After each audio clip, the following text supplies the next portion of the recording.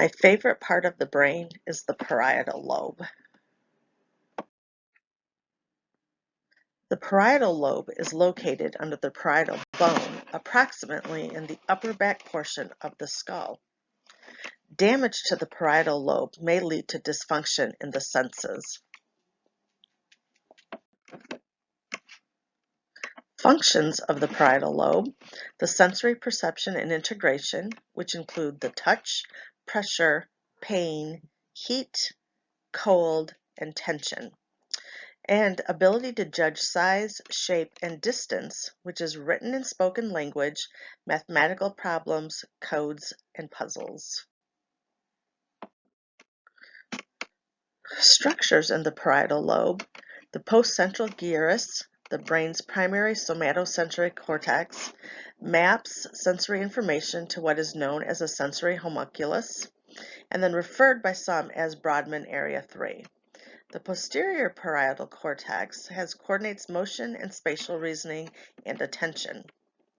The superior parietal lobe, your orientation in space and to other objects, and it coordinates fine motor skills and sensory input from the hands.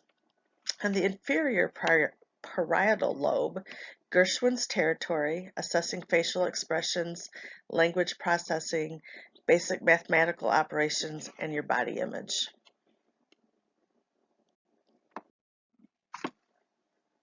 Parietal lobe interacts with other body areas, so each region of the brain works in conjunction with the body.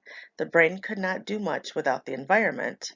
Parietal lobe depends on sensory input from all areas of the body, your eyes, hands, tongue, skin. And these areas could not function without the parietal lobe, which is the sensory input you encounter each day. The parietal lobe sends and receives signals from the occipital lobe to aid in visual perception and processing, along with spatial navigation and reasoning.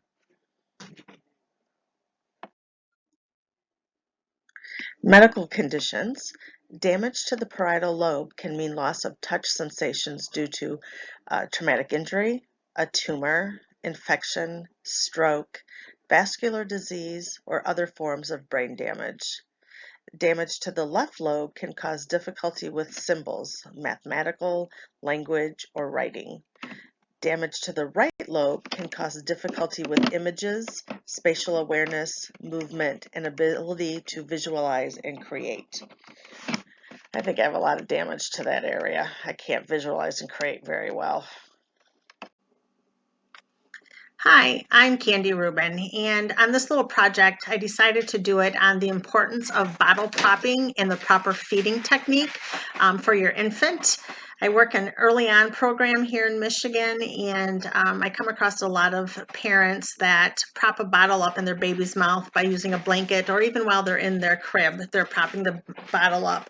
And that leads to all sorts of problems, including death, which we've also had happen in our area. So I've put a flyer together, which you'll see, and also part of this, but I wanted just to kind of explain that to you. So hope you enjoy. Thanks.